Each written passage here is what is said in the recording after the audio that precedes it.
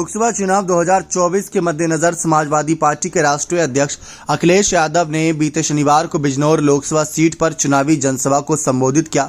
इस दौरान सपा प्रमुख अखिलेश यादव ने बिजनौर सीट से सपा के प्रत्याशी दीपक सैनी के लिए वोट मांगे। इसके साथ ही सपा मुखिया अखिलेश यादव ने बिना नाम लिए राष्ट्रीय लोकदल के अध्यक्ष जयंत चौधरी पर भी निशाना साधा।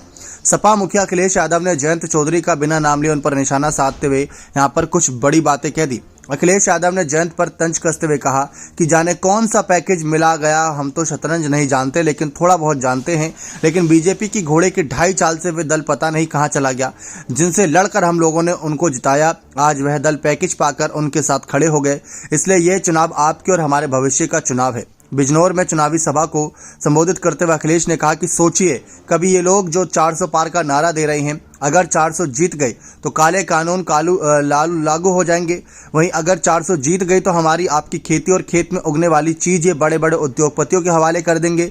वहीं अखिलेश ने कहा कि हमने आपने ऐसा पढ़ा है, इंडिया इंडिया होता है। बीजेपी वाले बताओ क्या पढ़ते हैं? वो कहते हैं इंडी गठबंधन। सोचिए, जो लोग इंडिया गठबंधन नहीं पढ़ पा रहे हैं उन्हें इस चुनाव में कौन वोट देगा। किसानों के मुद्दे पर अखिलेश यादव ने कहा कि पूरे देश के किसान दिल्ली पर बैठ गए थे, सालों साल किसान धरने पर बैठे रहे, वो मांग करते रहे एमएसपी चाहिए, तीनों काले कानून वापस हमें नहीं चाहिए।